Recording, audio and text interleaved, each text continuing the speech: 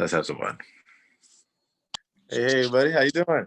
How you doing, Aaron? I'm good. Hey, it's a pleasure to meet you as I pour my oatmeal. Breakfast of champions. Breakfast of champions. That's it. Got my walnuts. Got my organic cane sugar. Gotta have some raisins. So, your breakfast isn't far off from mine. Except it's oatmeal, but with and people look at me like I'm crazy. Okay, so you were saying you were a full-time content personality and social media creator and musician. Yes. So I'm a musician, producer, engineer. I'm a creative entrepreneur. I'm a teacher also as well. And secular humanist. And I'm just a lover of people. So what I do every day is I started off as a musician, and that was my quote unquote claim to fame, if you will. I started off as a musician, and then at some point in that, I also went to school for audio engineering, and then I put together a business between 2008 and 2014, which became a global business that went from 0 to 6 figures in 4 years. And that was my learning business part of that scenario. That would go on to continue to, then I'll be an educator, from there, inside and outside of the school. And then besides that, on some good days, depending on who you talk to, philosopher, maybe even. So I think if you're a creative person, you kind of have to be a philosopher. It's like, by the way, my hair is normally blue, but yesterday when I bleached it, it turned pink. So what the hell? I love that I met you on a non-normal day. I so love it. This is because non-normal is normal. This is beautiful. Yes, sir, especially right now. Where did you go to school? You want me to go from like the latter school, or you mean early school? No, you said you went to school and you became. I'm kidding with you. I'm kidding. I don't need like nursery school. I mean, just like Baltimore Institute of Art or right. Harvard. What? Right. I went to UMBC, and my degree is in psychology. Right. My upcoming back alley degree is going to be in psychology. I'm actually in school for psychotherapy right now. I'm not supposed to be, but I managed to get into a class with the top doctors around the world, and so that's one of my new journeys right now. So to answer your question, where did I go to school? After I graduated high school, which was Milford Mill Academy, I graduated, and due to this woman that you're about to interview, I actually found a way to graduate a year early. So what it did for me was it gave me a year to take where I was and what I was into, which at that time was music. And I decided I was not going to go to college and that I was going to go into engineering. So I already planned, like I was telling someone this morning, I didn't even take my SAT in high school because in 10th grade, I knew I wasn't going to college and I knew the way that I was going to go. So I wound up doing some community college at Baltimore City Community College and Catonsville and Essex, kind of combining all three. And then from there, I actually got, my dream came true, where I would be able to go to Sheffield Institute for the Recording Arts in Phoenix, Maryland, which is, I went there for audio engineering. And so that was the beginning of, like, I guess you could say my first certification. And then I would go back to college just to try to quote unquote do the right thing. But it was just really more so just to make sure I had the balance in case things didn't go my way. I would at least still have like the traditional route. But that would circumvent me back to auditioning for Peabody, not making it in, but actually being glad I didn't make it in. And I would go and study with Berkeley from there. So I got production and engineering for a second time from Berkeley.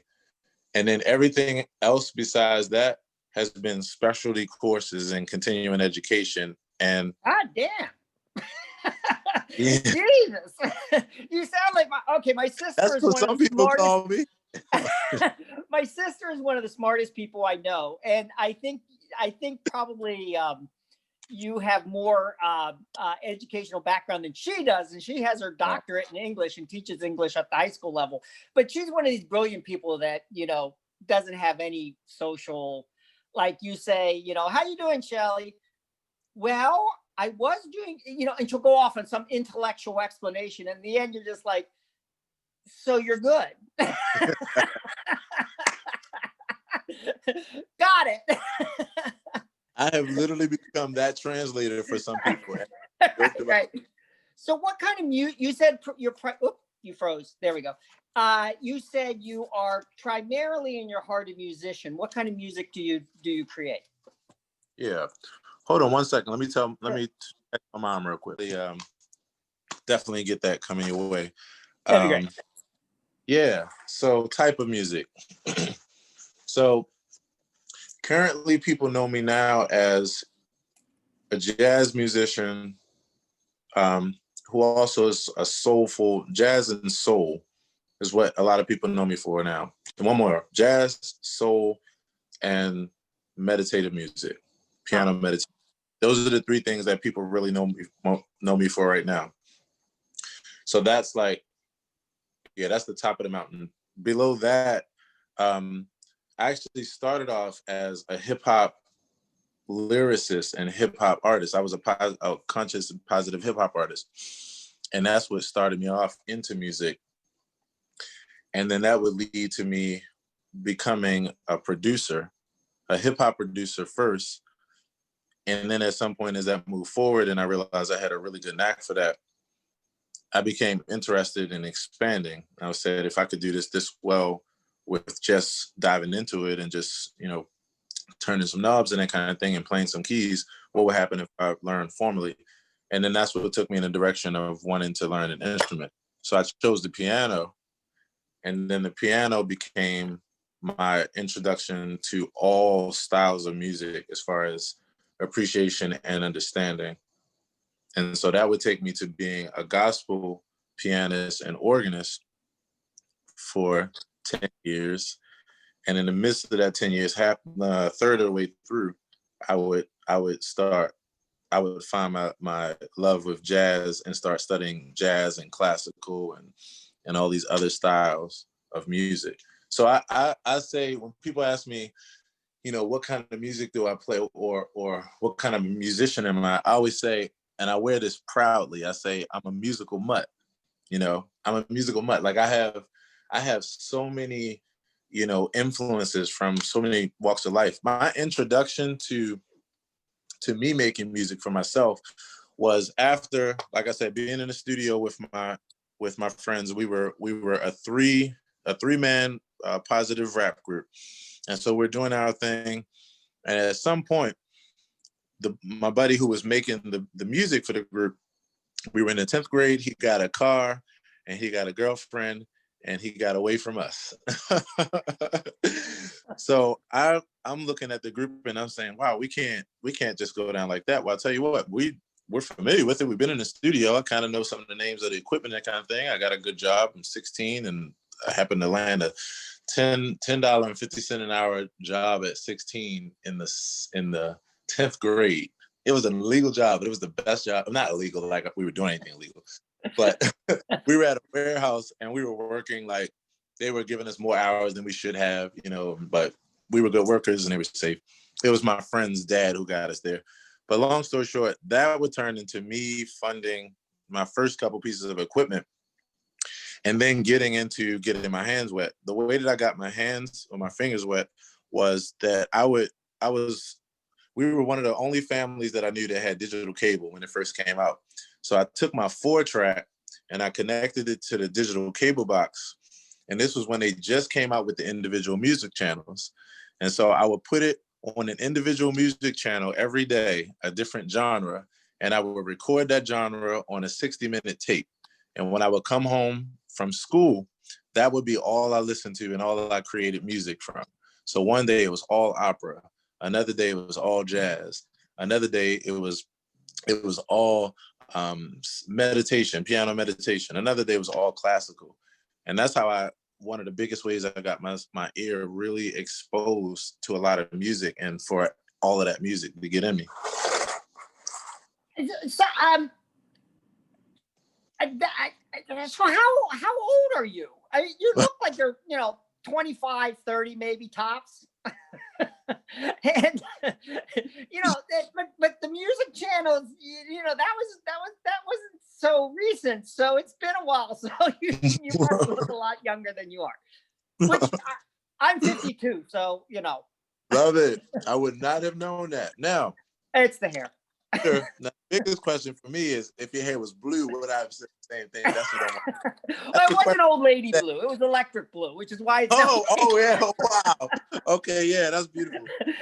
I refuse to have in fact, it's so bad that when we go to Walmart grocery shopping, we always go through the same, woman checks us out. And she makes me take off whatever hat I'm wearing to see what color my hair is today. Oh, and like, really, and sometimes you just want to buy eggs.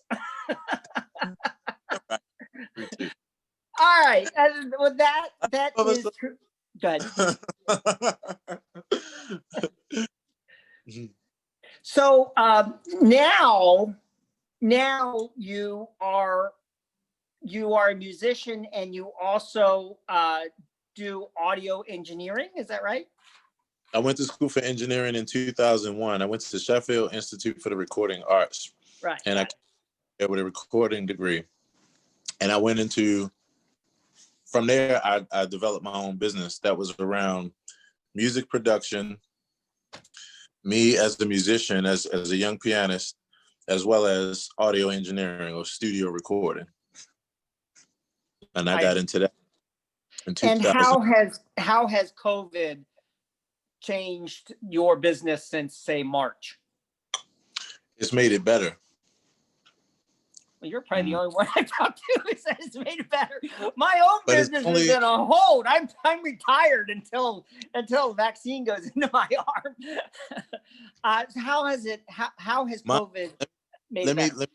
Let me throw this at you. Mine would have gone the other direction had I not gotten creative, dug deep, and was not afraid to be myself and go forward in a strong way. And, let me pause you one second, because let me tell you a little story. When I'm a photographer, I work all across the country, and when I first started as a photographer, I thought I had to be this button down, what I called, with my Republican hair, photographer, right? Seen but not heard. Yes. And so I started shooting, and I was somewhat good at it and somewhat successful. Then I started working for some other companies that were much more liberal, like HBO. And I realized that I could just be me. And as soon as I did that, as soon as I started being me and letting my whole glamorous personality out there, including having to remind HBO that I could say what I want, given that they have Bill Maher on the air. They cannot criticize me, right? Right, and, exactly. Exactly. Right. As soon as I did that, business skyrocketed. And so I think there's a real value in, really not being afraid to let your personality shine as part of the business. And I think that's not what some creative people, I don't think, quite get that. I think it takes a little bit of. You have to live it. It's one of those things you have to live it. My life right now is exactly an example of that. But it took having the courage to do that. And what that took was having the mindset to do that. And what that took was what came before that, to create the mindset that I would have in order to make an informed choice. And what that took was a mother who actually had the ability to do that. I just literally had a conversation about an hour ago on an app called Clubhouse, which, if you're not familiar with it, I will be telling you about this really, really soon. And the conversation that I had was, we were talking about being authentic. And they were talking about, what goes into authenticity. And I immediately went into self-image, and thinking about what self-image. Hold on one second. I'm sorry, my dad's calling. Yeah. Ends up.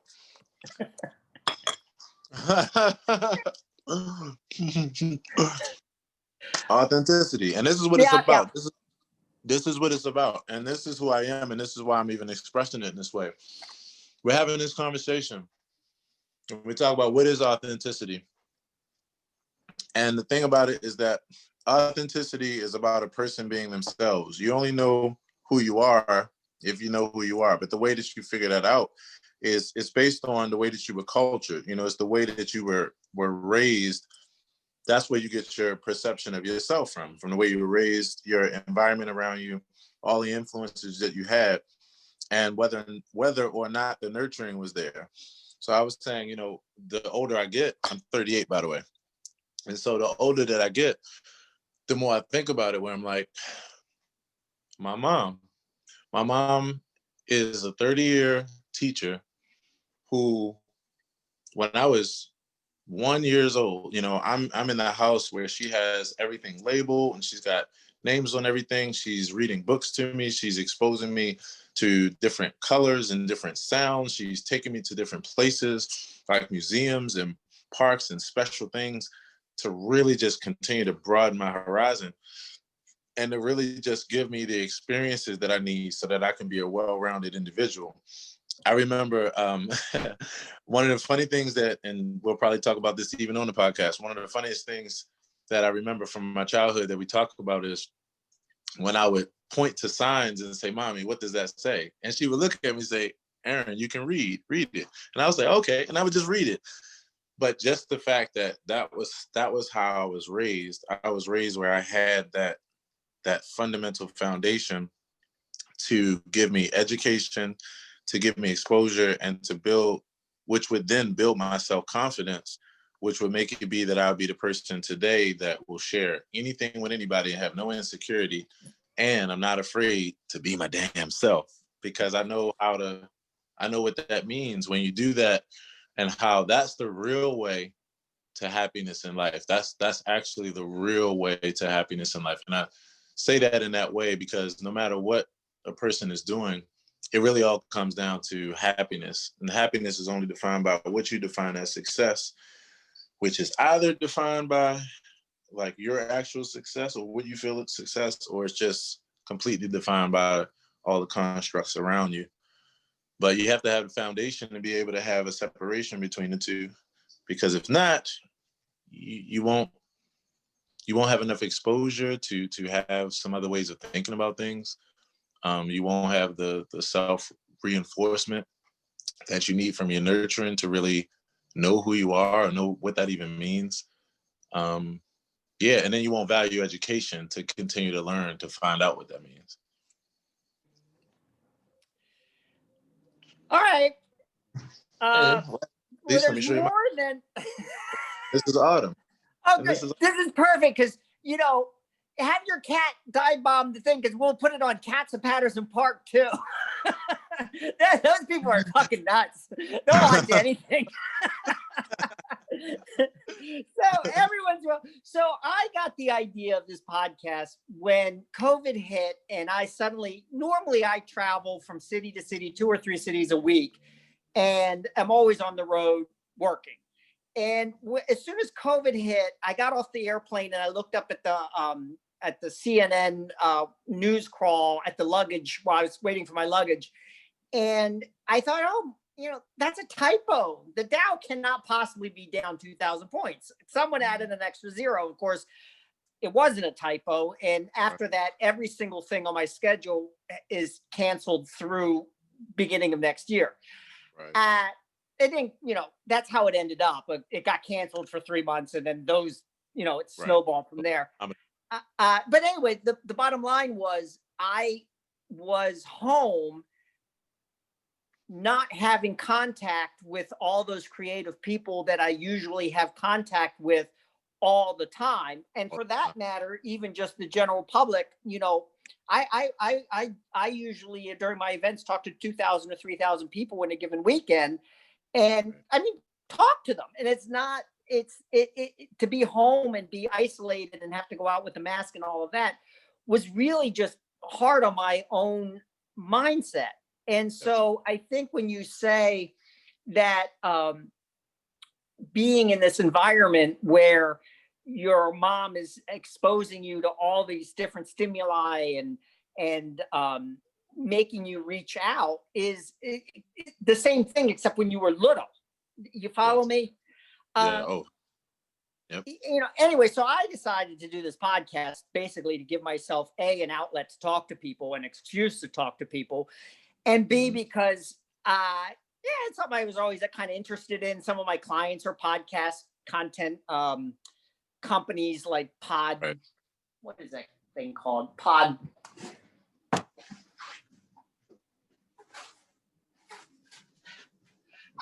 I had to look at the free backpack, Podbean, and you know, whatever. Nice. And LinkedIn is one, and even Adobe. But is that a Zoom H8? I mean Q8 there? Yes. Yeah, that's the camera that I use for the podcast, because I can just leave it on the tripod, and then I have this is actually my studio. Yeah. But there's 6 lights, 4 in the front. Yeah. And 2 in the back, because I gotta look good. The other reason we're doing this is so I look good. From this angle, bro, you already look good, bro. Thank you. All right, so there's plenty of material here. If you could do me a favor, if you could send me some music clips that I can include in the podcast, send me your podcast so we can plug that, and send me, I'll send you sort of a list of where I hope I put them in the form of questions, but it's basically a guideline so that we're kind of proceeding. Yeah. So we all know, you know, what the hell's going on. And I'm going to send it to you and your mom. I'm really excited about this. And I'll tell you why. My mom started our photography business when I was in elementary school. Okay. I took it over shortly after September 11, 2001. Because that's when everything went digital and she didn't know how to do it. And then, and so she's also, my mom has been a huge influence in many of the same ways in my life as you're describing. And so what you're describing, I can really relate to, because if I shut my eyes, you could be describing my mom. So it's really cool because I didn't anticipate this conversation going that way. You follow me? And I find Eddie, I'm right with you. Yeah, and I find that the more I talk to creative people, the more astounded I am that there's a wavelength that is like shared. You know, I was talking to a girl who owns a jewelry store. Her name will come to me. I'm terrible with names, but and she said, you know, Mike, the hardest part for me is not being able to interact with people on a daily basis. And she said, I get up some days and I think, oh no, everything's going to be good today. And then I get up other days and think, oh, fuck me. And there's no you know, there's, and I was like, oh my God, that's totally. Let me tell you something. I have, so when we have our next conversation, I'm going to tell you about this app Clubhouse. Yeah. Essentially, nutshell, and you'll get this, especially because of the world that you're in. I'm getting ready to do a 1-minute TikTok video today that's just like this. What is Clubhouse? So Clubhouse is essentially 3-way calling on steroids meets teleconferencing on steroids meets podcasting in real time meets Zoom but without video but with all the functionality of audio meets social media where there's like a timeline, but the timeline are different conversations, and the conversations range on everything from how to be more authentic self to, you know, I don't know, when will Donald Trump get out of the White House and what do we Not soon enough. That's an easy answer. Right. Oh my goodness. I'm you know. So it's it's that, and I'm not a person that just jumps on anything just because it's the new thing. No, Right. this actually fits a particular medium. I'm gonna tell you what it is in a nutshell, and this is how I'm labeling it. I call it the 6th degree of separation remover. And it's just because of the fact that it's all audio, and you get the ability to just jump in and out of conversations with all these calls just all around the world, and you get to participate in them as well. So like right now as we speak, some of the world's just top moguls, as well as people that are just like myself that are just grinding out today, are all right now in rooms together, just talking, just sharing information, sharing experience, all this kind of stuff. So I'll tell you more about that later. But I was saying that to say that one of the, as they call rooms, which is a weekly conversation I'm getting ready to do, is called I Now Believe in Past Lives. And the subtitle is going to be called Regritting. And the whole concept is that when it comes to the idea of past lives and that kind of thing, I mean, I've dibbled and dabbled. I'm at a particular kind of like, if it's a logical fallacy, I cannot cross that line kind of place, a healthy skepticism. But my point is, I'm going to use that because, and when people say, or when we get the conversation started, and people are thinking I'm talking about the traditional idea of past lives, I won't be. I'm going to be talking about the fact that there's pre-COVID and there's post-COVID. And from a psychological perspective, every single pattern has changed in our lives, every single pattern. So our brain literally is building a completely new way of thinking and living, and not thinking, but just flowing and thinking about flow and living. So we had the structure before, we had the structure. There was a reason for me on Thursdays to be at this particular place, and then it was a reason for that business to do this, and this is the butterfly effect, right? When you add all that up, what's happened is the whole grid that we've had for not just years, but like since the dawning of us getting into this kind of living, shit's gone. And gone like how it would be on the sands of a beach where no matter how deep, once the water comes, wash up, and it's just that. So what that's meaning is that's why all of our days just feels like one long continuum. Everything's just rolling into the next, and exactly like all these things, the underlying anxiety that's there, that's like not pinpointed, but it's really just because everything has changed, and your brain is literally trying to get used to something that's only been this long in history, while the pattern, the way that it's been has been that long. So I'm just saying that from a person who understands psychology, I'm enjoying not only knowing this, but this is what I'm on social media about every day, along with all the other things that I can to bring joy and light and love and goodness to people. So your mom was horrified because I told her I didn't have any Christmas decorations. And I was like, why would I put up any Christmas decorations? It's still March.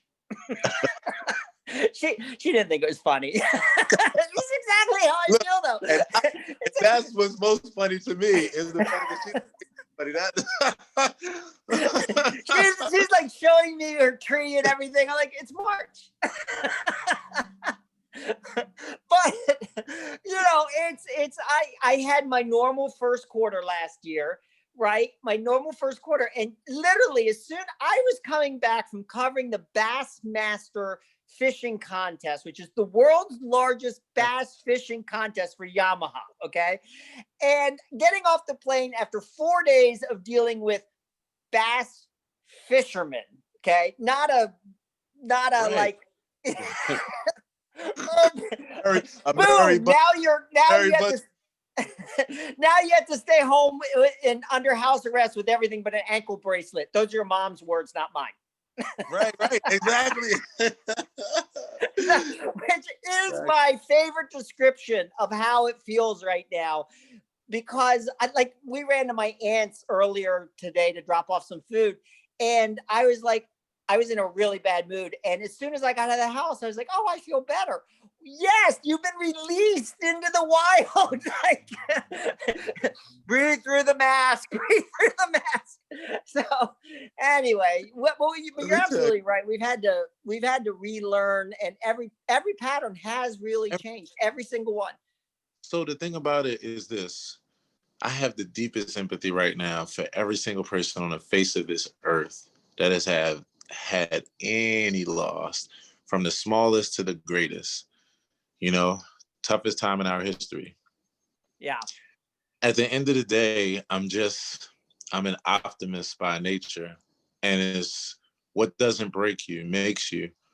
And we're being forced now to actually address some things that we've been needing to address for a while. We're being forced now to look directly at ourselves in the mirror and see, like, who are we? What do we want? Because for some people, since that slate has been wiped clean, some people do better with just pure rules. Just, I go here, I do this, I come. But now there's like, wow, there's a canvas where I can design and create my life because we're all at this one flat place starting from scratch. So to me, like, the most important thing, I try to just I try to learn more and more every day and use every aspect to pay it forward. And in my content creation is just like, it's an all hands on deck kind of thing. The beautiful part about this is that we get a chance to create some new norms, which means in some places we get to build some new structures that needed to be rebuilt anyway.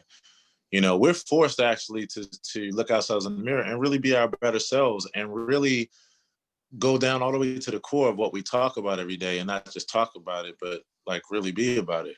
So people have found themselves in new ways. And even people that have had loss have had gain because it makes them appreciate more their moments. It makes them cherish more their moments or their loved ones, give people their flowers now. Like that is just, at the end of the day, how I see us moving forward with it, and at least taking lemons and making some I gourmet lemonade. I look at it this way.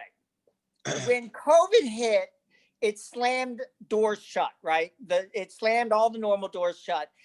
And the saying is true: when one door shuts, another door opens. But in this case, for a lot of people, including myself, we didn't expect the door to open under our feet. Uh, And it did. Now you have two choices. You can either get sucked down that hole and splat on the right, or you can use the fire pole. Yeah, so those are kind of your two choices. It's still a door, though. It just happens to be a trap door.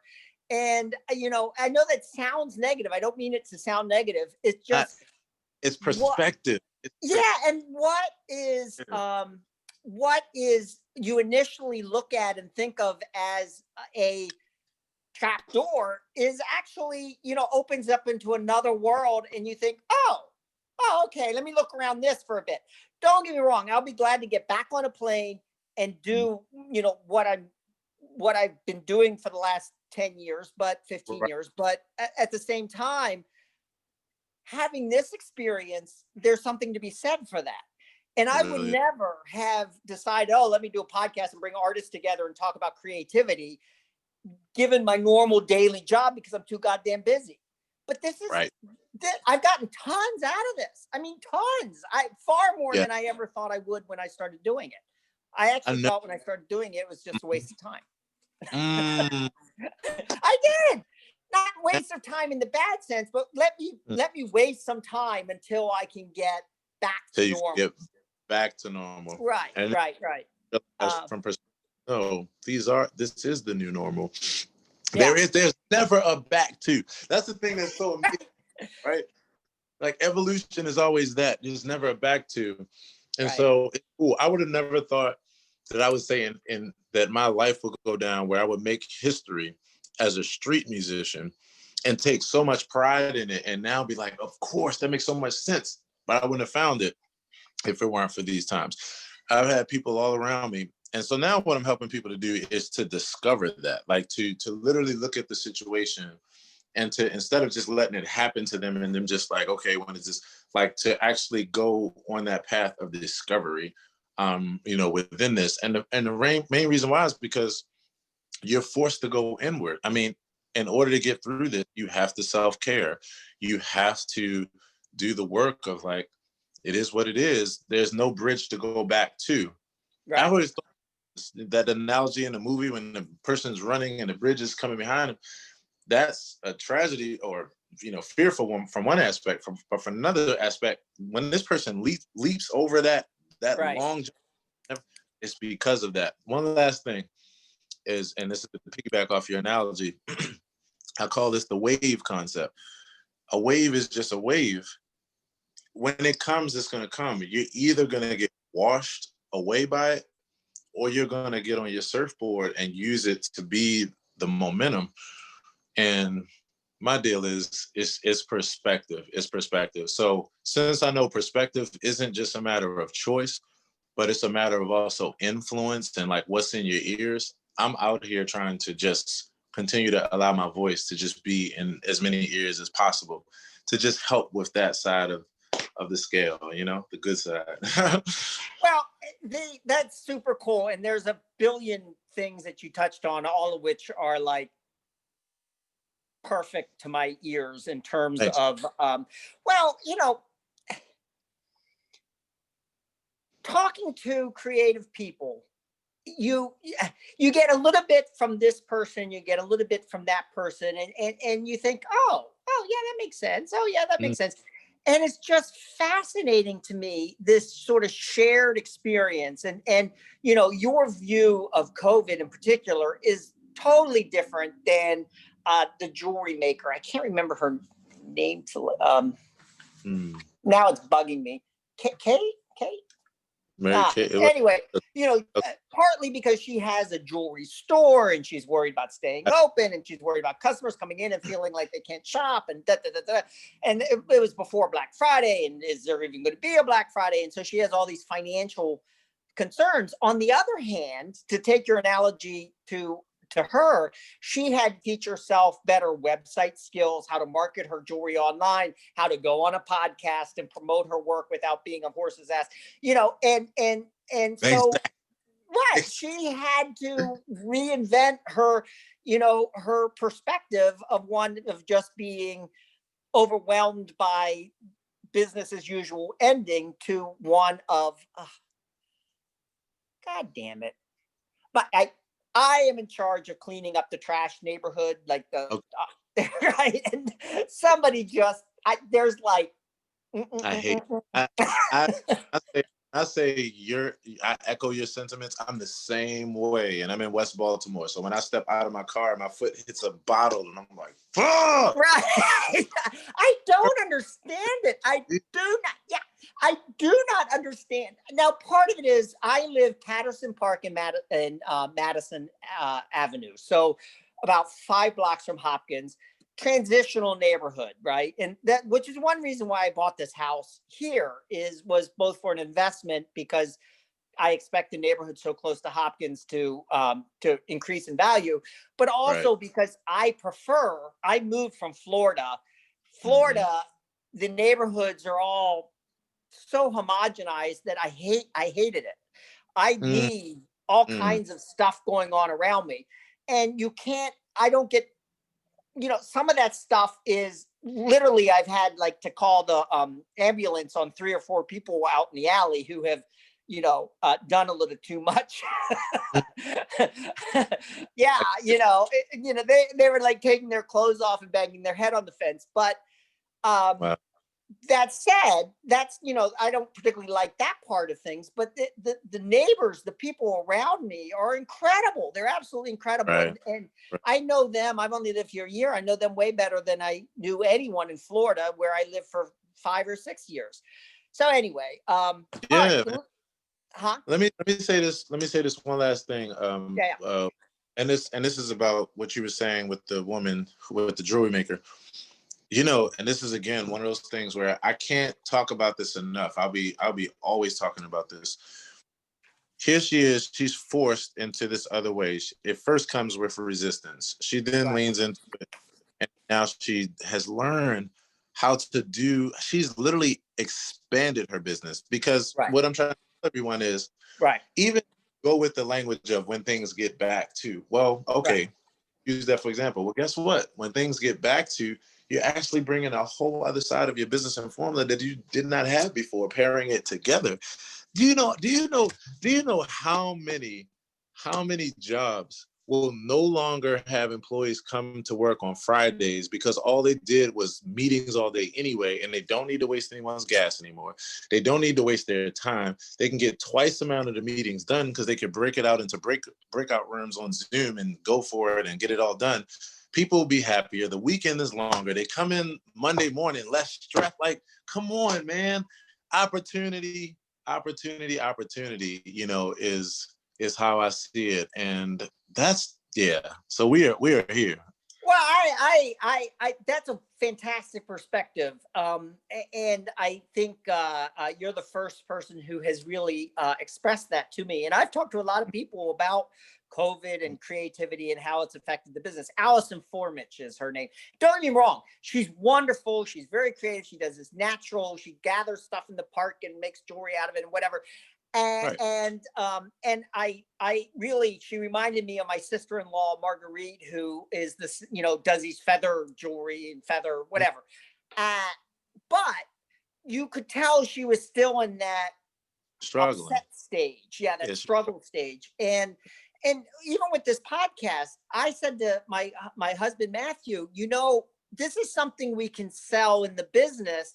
There's no reason why we can't put together podcasts for the events that we do, targeting the audience specifically to the event attendees, and do a half-hour podcast each day of what's going on, perspectives, etc. And I just see it as an obvious business thing, which I had never even thought of before. All because I'm bored watching Tiger King and I should do a podcast. So, I'm totally there with you. I agree with you 100%, which is rare. Usually I'm like, yeah, whatever. Well, I'll tell you this, man. For our very first meeting, it couldn't have been a better way to agree, and a fun first meeting. It's an absolute pleasure to meet, and you have literally, been a part of the making of my day, and so yeah. And I told you earlier I was in a crappy mood, and after a call like this, I always go downstairs and Matt's like, "Oh, you're in a better mood." Yeah, well, I got my shot of creativity directly into the vein, and I have to have that. It's not, otherwise I go into withdrawal. Yeah. Well, let me tell you, I don't know, where you are on the podcast journey. On my podcast, I have about 300 podcasts at this point, from being addicted to that, needing to connect. So with that, man, this has been a lot of fun hanging out with you, and actually, and I'm looking forward. I'm getting ready to actually hop on Zoom with my mom. Okay. Yep. And go over a few pictures. But I wanted to ask you a question. So one of the concepts on my podcast is called Chopping It Up. And it's just where I'm hanging out with people, just having casual conversations. Would you be cool with this being on there? Like, just absolutely. Absolutely. Yeah. To answer your question, I designed this particular podcast to be very specific and targeted to this immediate neighborhood in Baltimore. That said, it's starting to expand because I talked to, we mainly have started talking about art and creativity and all this stuff, which goes beyond our neighborhood. But I figured if I kept it to the neighborhood and the surrounding area, I'd have a captive audience. And like every couple of weeks, they could go on and watch or listen to the podcast. And that has proven successful because I can market it on the neighborhood Facebook pages and that kind of thing. And because that's really all I wanted to do. But, you get the bug. And now it's like, I could be on NBC. I could do Rachel Maddow. Let me tell you this, brother. I'm so I could not be more with you, because let me give you this. And this is from the other side. This is from me experiencing you the first time. I have so enjoyed my time with you, man. Just the amount of people who have a smile on their face every day.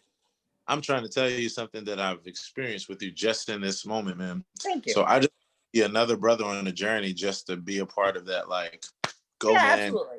Anytime. And here's the other reason why I say it, and it's really linked to everything we said in our conversation. I'm kind of in like an all hands on deck kind of vibe, and that's opportunity over obligation. I feel like all of us that have this, man, just this, like, all is not lost, all is not going to hell in a fucking handbasket, are able to, like, hang out with each other and just, help each other just smile and laugh and just make our way through this, man. So I just fist bump you, brother to brother. Perfect. Yes, sir. Yeah.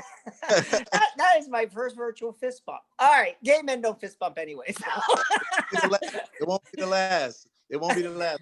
Let that be a part of your signature. All right. Yeah. All right. Look, I'll let you get on with your mom. I'll put together a guideline for the podcast. I really look forward to it. And you two have made my day. And any time I can hang out, just give me a holler, because I'm more than happy to. At least until the injection goes into the arm and I can get out on the road. But even then, truthfully, I was thinking, okay, I'll do the podcast up until I go back to work. And I'm not sure that that's the right approach. I think that might be short-sighted. Because there's work and then there's life work, my friend. Yeah. I'm so excited. And the thing I'm most excited about is I get a chance to hang out with you, man. Cool. Well, feeling totally mutual. All right, I'll let you go. I'll get that list together or that guideline together and email it to you. I'll send you a link to the podcast so you can kind of get a listen and get a feel. But if there's anything that pops up, or if we need to reschedule anything, I'm under no deadline for this, because I really don't plan on doing anything until after the holidays, because I think people are occupied with the holidays. But that said, this would be awesome to kick off the new year. 100%. So I'll take all that and I'll respond to you with my info so you can see a few more of the, like, here's where I am on YouTube, like, here's what's going on. Man, I look forward to it. And me too. All right. Talk to you soon. Bye for now. Bye. All right.